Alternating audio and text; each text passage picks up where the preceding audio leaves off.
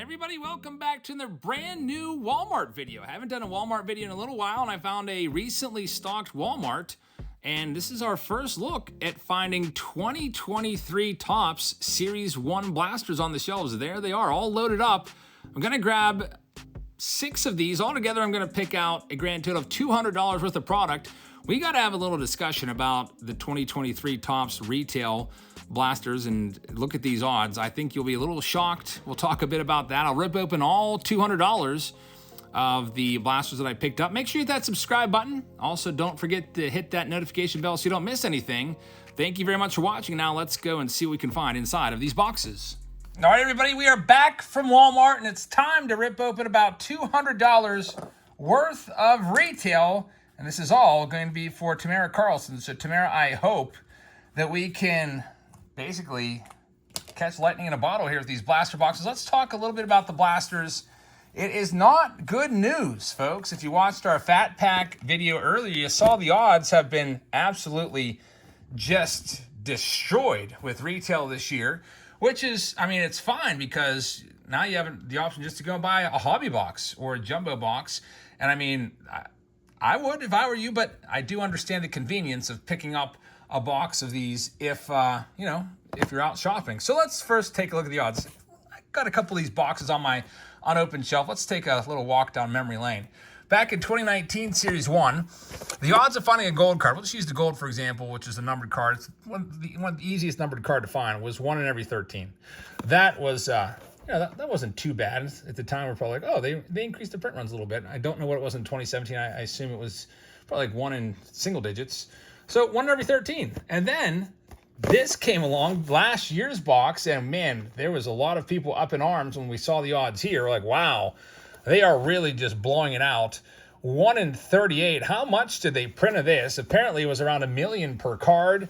A lot of people were talking about the Junk Wax Era 2. Those odds were pretty awful, 1 in 38. I just remember the hubbub about that. And then in Series 2, things got a bit better because the odds went back to 1 in 17, and everything was all right. So you open 17 packs, you get a gold card, and all the other odds are about in line with that, like the vintage stock and so on and so forth. Now, here comes 2023 Topps. Are you ready for these odds? If you want to find just a single gold card, it's going to be 1 in every 99 packs, which means there's 8 packs per box. You're going to have to buy, what, like, I don't even know, like 12 blaster boxes to find one single gold card. You know how much 12 blaster boxes cost? It's like, what is it, folks? $25 a box. Every 4 is $100. You're looking at $300 to find one gold card.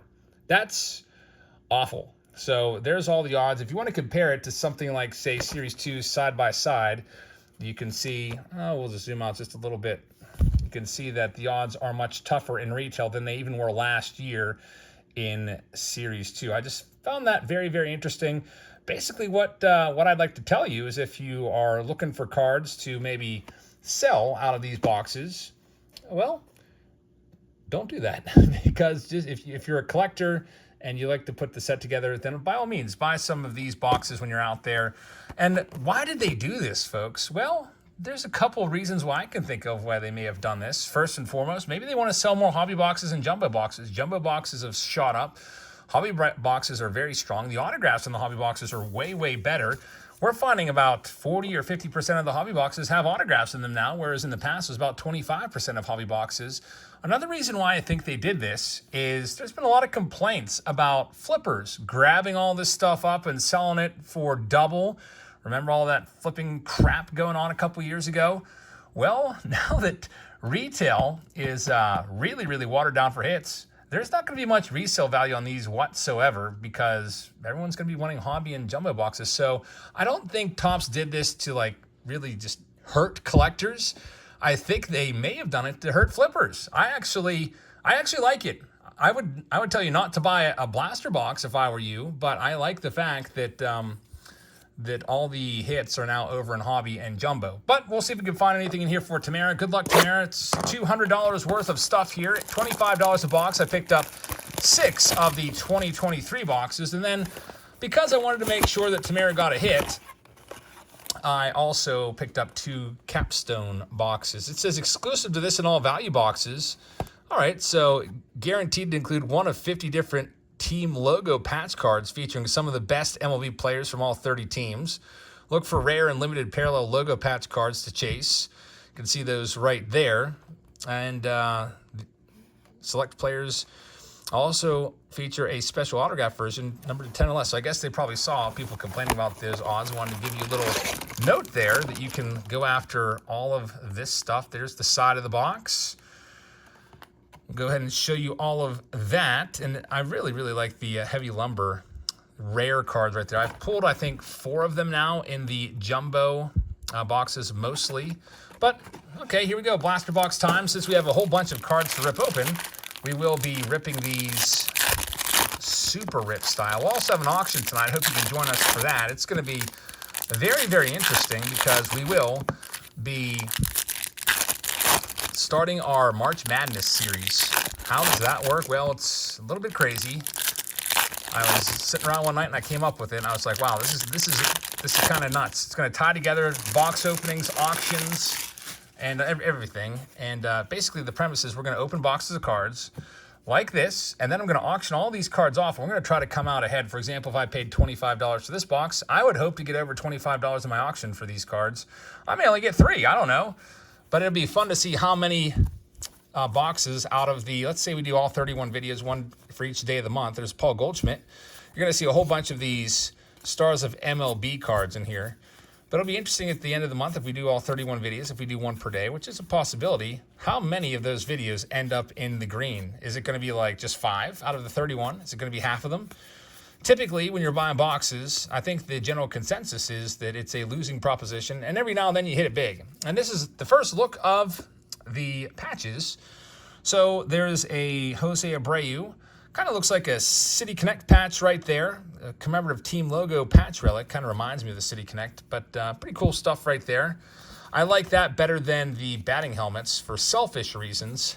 Those batting helmets that were in Series 1, or no, check that, Series 2 and update, would often push the weight of my packages that I'd be shipping out into priority mail range. There's Gunnar Henderson, because they were so darn heavy.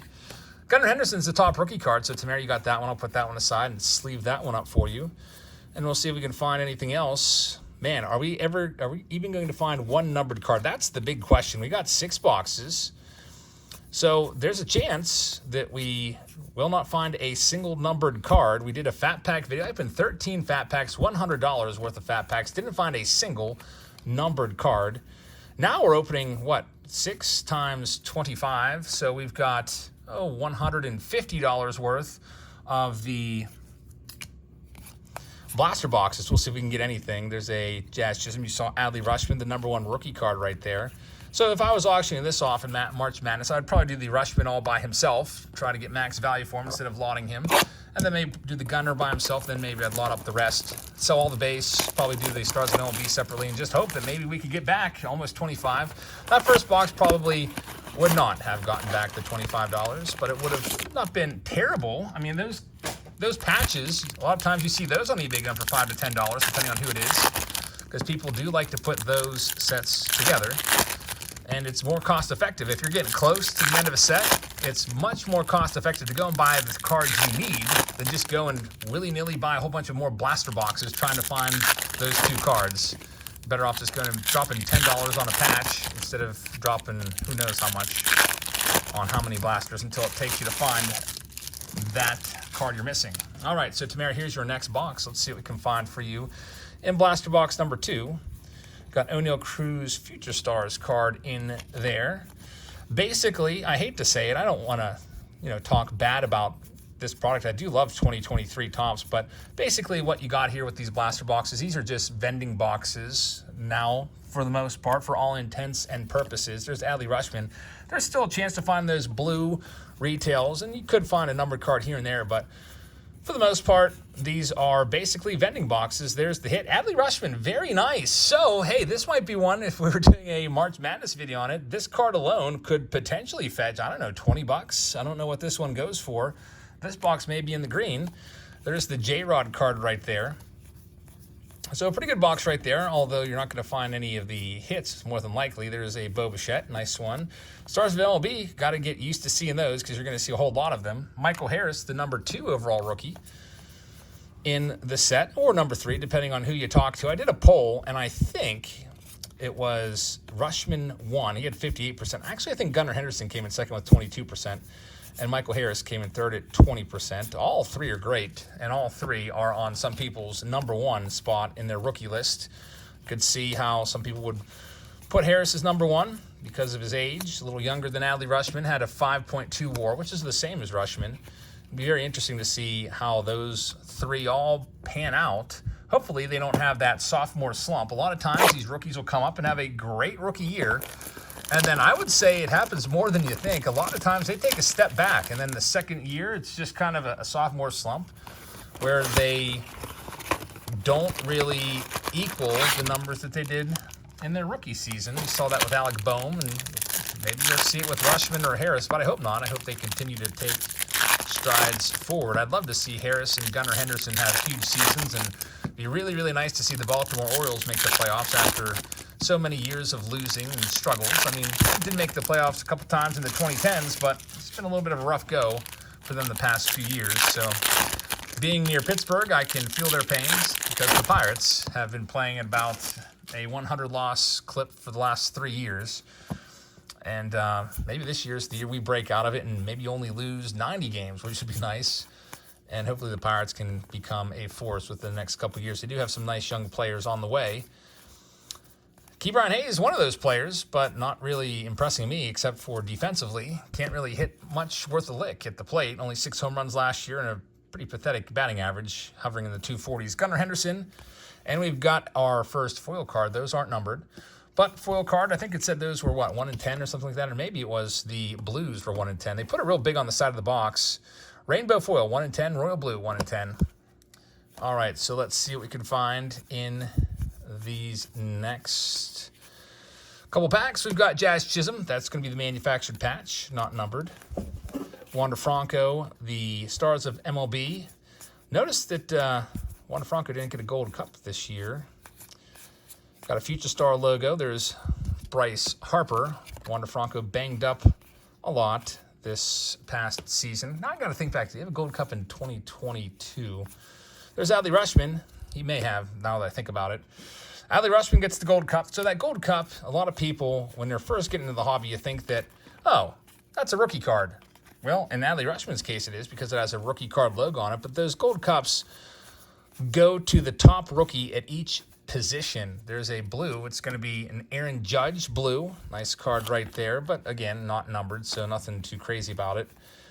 So they go around the diamond, catcher first, second, third, short, left, right, center, pitcher, DH, and they give everybody that was a rookie, whoever was the top rookie, they give them a gold cup on their card, which is kind of cool. They've been doing it for years since, what year did they start that? Like 1960, I think?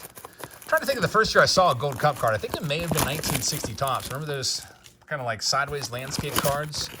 Really cool premise. Here we go with this next pack for Tamara as we rip through $200 worth of cards. Got a couple nice hits to show for it. I mean, if you count top rookies as hits, then yeah, we've got those. We don't have any numbered cards yet, not a single numbered card. We'll do all the tops first, then we'll do the Capstone, because the Capstone will guarantee an auto or a relic. So let's see what we can find in this next stack. Here we go. 100 cards per blaster box, as always, with that one guaranteed relic. And in the past, I would always say, hey, avoid the blasters because you're paying $5 for the patch. But the more I think about it, now that hangers are so bad and fat packs are so bad, I might recommend blasters to folks if you're going to buy a box, just because those patches, if you look up on eBay, like any of the patches we found today, you'll see they do go for like $5 to $10. And then more if you get lucky and hit a Rutschman like we did earlier. And we've got another blue coming up. Riley Green, probably a top 5 rookie, maybe 5th or 6th place on that rookie checklist. Hey, there's Shohei Ohtani right there. Very nice. Showtime. That might be a $10 card. Shohei Ohtani, for someone putting the set together. They might drop $10 on that Ohtani. The number 1 overall player in the MLB. I saw a list. I forget where I saw that, but they got Ohtani 1. They've got Judge 2, and Mike Trout is number 3. There's Adley Rutschman rookie card from the Stars of MLB. Hopefully Trout can stay healthy. He does have that back issue. and he's going to manage it his entire career now. A couple pick a game. Home run challenge cards, which are pretty nice. J-Rod, no longer rookie card, but still big-time star. Hopefully, hey, maybe J-Rod's a 30-30 guy this year. Maybe if he's lucky, a 40-40 guy, that would be nice. It'd be nice to see another 40-40 guy. It's only been done, what, 4 times in the big leagues ever? J-Rod, could he do it? Maybe. Who else are potential candidates to be 40-40 guys? I could see J-Rod. He's got the power. He's got speed. Ronald Acuna Jr., if that leg holds up, Ronald Acuna could be a candidate. He looked like he was on his way to getting it done in, 2019? And then the last week or two of the season, he had to be shut down. He came up just a little bit short. O'Neal Cruz is talking about it. O'Neal Cruz has a ton of power. He's also extremely fast. And he even said that he wants to have a 30-30 or 40-40 season, which is like, hold on there, O'Neal. Why don't we just get 20-20 out of the way first, and then we can set our sights on that. I just hope that O'Neal Cruz can cut down on the strikeouts. It would be very, very nice to have a big bat hitting 40 home runs in Pittsburgh again. We haven't seen that in many, many years. All right, so we've got an upside-down Kendall Graveman. That's going to be a silver foil for Tamara. And we'll see what else we have. Byron Buxton, Stars of MLB. CJ Crone. And there's our patch. It's going to be Christian Yelich, which is, I guess, a nice one. I'm kind of low on Christian Yelich. I don't really even consider him to be a star-quality player anymore. Hasn't really had a good season since 2019. Got that big contract. Big extension for what, like $187 million, and just has not really played up to probably what the Brewers thought he was going to be, which was going to be a 35, 40 home run bat every year. He's just not been that at all. There's Shohei Ohtani. You can always look up his stats on one of my favorite websites ever, baseballreference.com. It's like looking at the back of the baseball card. I used to love doing that. There's Cal Mitchell. It's a blue. I would always read through all of the stats on all the Topps cards and look at what years a certain player was good, what career highs were. I used to like reading about the players too. Typically, Donruss was good for that.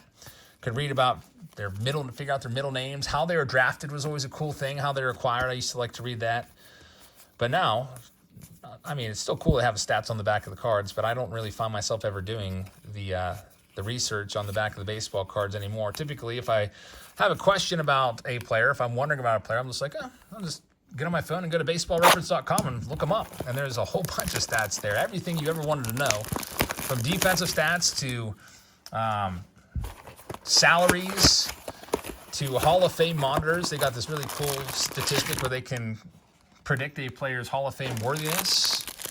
All right, so here's our last pack of Topps. Not a single numbered card yet, as you probably were expecting. Tomorrow, by the way, we'll have Mystery Box Monday back again. And then Tuesday will either be the Silver Pack video or Tycoon Tuesday.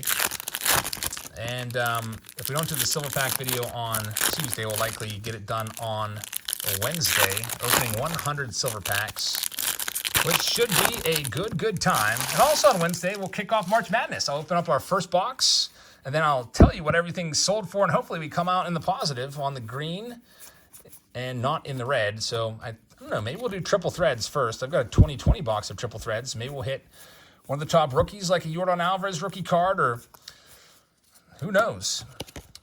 Luis Robert, hopefully not an Aristides Aquino. That'll be a fun one. We'll rip that open, we'll auction the cards off, and we'll see what we can do. There's Christian Yelich once again. Christian Yelich wanting to prove himself to me that he's a great player, I guess, by coming back. Hopefully he can do well for the Brewers this year. Unless the Pirates are in the contention, then I hope that he does not. We've got a Tony Gonsolin silver foil. There's Shohei Ohtani right there. And Trevor Larnach, and we've got just a few more cards left here. Let's see what we can find. Don Mattingly, we've got a Stars of MLB card right there.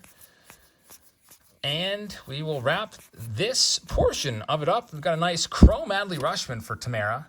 We do have those Capstone boxes left as well to cap off the $200 worth. And we've got Mike Yastrzemski, and that will pretty much seal the deal. There you have it, $150 worth of blasters, not a single numbered card. We did get several. These are the cards that I found to be worthy of being sleeved. Several rookies and foils. But I'll tell you what, I would much rather just take that 150 and you can almost buy 2 hobby boxes with that. Almost, if you can find a store that still sells them for around 80 bucks a piece, which some stores might, just go buy 2 hobby boxes instead of $150 plus. And after tax, I mean, $150. In Pennsylvania, we have 6%, so that's about $159 for those, which is the same price as 2 hobby boxes at, you know, decently priced hobby stores. I tell you what, I would go hobby boxes every time, but, you know, again, it's all about convenience. Retail now, they have effectively put the final nail in the coffin on all those flippers, which is, I guess, a good thing, because hopefully you'll be able to find cards if you want to when you're out there and not have to, like, plan your day around, oh, when do they stock? Well, looks like I can't go to work today. I got to go buy cards. Nope, don't have to do that anymore. Hopefully none of you are doing that. Tamara's up next. Tamara, this is still Tamara, but Capstone's up next for Tamara. So with Capstone, there's one guaranteed autograph or relic. A lot of times it's Curtis Terry, auto or relic. It seems like that would be funny if we pulled one of him. Hey, he hit a home run yesterday. Wouldn't that be nice if Curtis Terry, who's had a lot of autographs in community products seemingly, it'd be nice if he becomes a big star this year. So let's see what we have. Here's the base cards. You will see the blues sprinkled in. They're not numbered or anything, so nothing too crazy about them. Luis Heel is going to be our hit, so a Luis Heel rookie relic right there. Nothing too crazy. We'll see if we can get maybe like the J-Rod in here or something like that. There's C.J. Abrams, Cal Raleigh blue. There's Jeremy Pena blue, which is a nice one. We'll get that one sleeved up. Nice blue parallel. And we got Alejo Lopez, Vladimir Guerrero Jr. So nothing too crazy in this first box. We have one final box to do for Tamara in this Walmart video. Here it is. Good luck. $200 worth of cards. And hopefully this can maybe get you your first autograph. Actually, I don't think we had a numbered card in any of these boxes yet. Capstone, not always known for producing numbered cards either.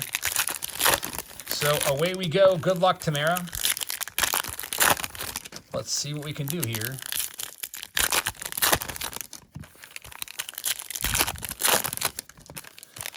Got a Griffey and Mike Trout, a dual card. This is going to be a cool one. 2 awesome players, and here we go. Looks like you have a relic in there. Unless maybe it'll have a sticker auto on it. We'll see. Oh, what did I tell you? Curtis Terry hit. There he is. The big guy, Curtis Terry. So hopefully a lot of hits of Curtis Terry seemingly in this product, and hopefully he can have a good season because his cards aren't worth really much of anything at all right now, but he goes off in spring training, hits maybe half dozen home runs, people will have him on the radar. But with junior rookie card in there in the final card, it's going to be Hunter Green. So there you have it, folks. That is the $200 Walmart haul, and just kind of giving you a little heads up on what's going on with the retail 2023 Topps blaster boxes. I would probably stay away from those unless, you know, you just want to grab a pack, just to grab a pack, or a box to buy a box, just to rip open just for the fun of it. And Topps putting the flippers out of business by moving all those hits over to the hobby shops in the hobby boxes and jumbo boxes. So thank you very much for watching, everybody. I hope you guys have a great rest of your Sunday. Check out our other video that we posted today on the Fat Packs, and stay tuned. We'll have an auction for you tonight. I hope you can join us for that, and I will see you all later. Good night, everybody.